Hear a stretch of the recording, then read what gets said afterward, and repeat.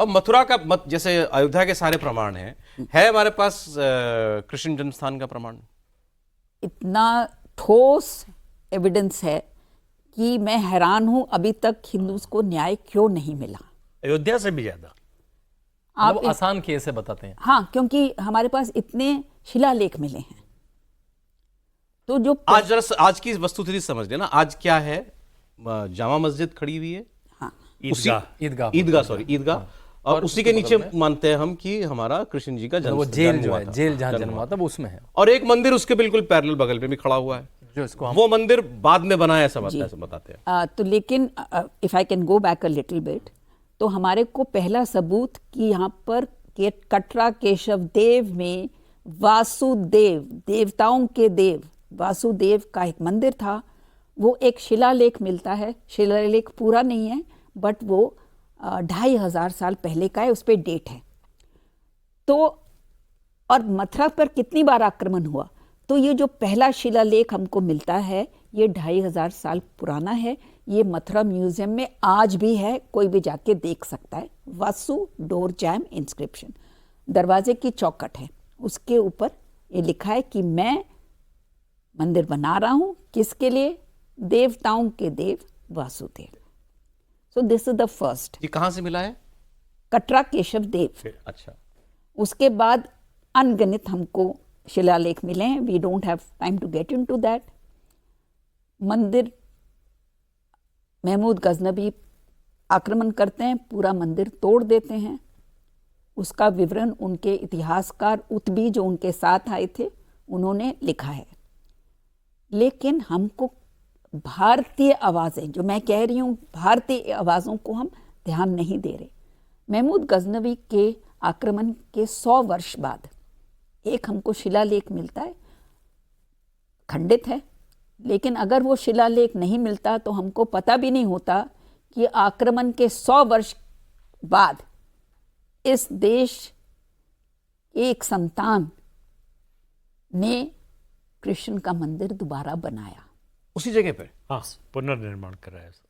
तो आप इमेजिन करिए, उसके बाद इतने मिलते हैं।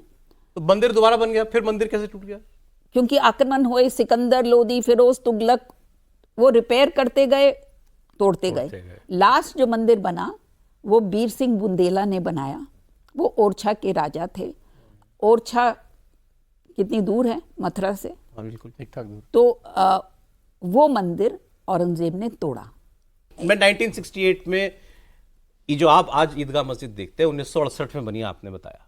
मैं पूछ रहा हूं 1968 के बाद, 1968 के बाद 1968 तक वहां कोई मस्जिद नहीं थी? नहीं, क्योंकि लास्ट रिपोर्ट अलेक्जेंडर कनेहम की बताई ना आपको कि दराज है, जमीन पर आपका ऑक्यूपेशन था हिंदुओं का, और आपके नाम पे वो, और वो रजिस्टर्ड थी आपके नाम पे थी, और आपने दे दी।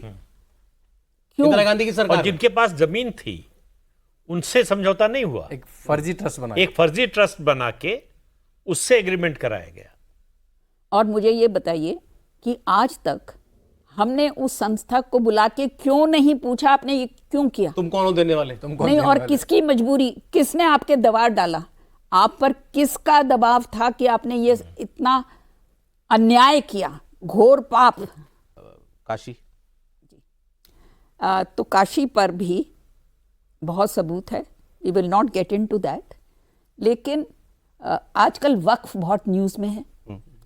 तो आप इमेजिन करिए, एक मुस्लिम 1936 में वाराणसी का, काशी का रहने वाला, सेक्रेटरी ऑफ स्टेट के खिलाफ केस फाइल करता है और किसी हिंदू को पार्टी नहीं बनाता, सिर्फ secretary of state in London क्या केस फाइल करता है कि जो ज्ञानवापी परिसर है ये एक्चुअली वक्फ लैंड है।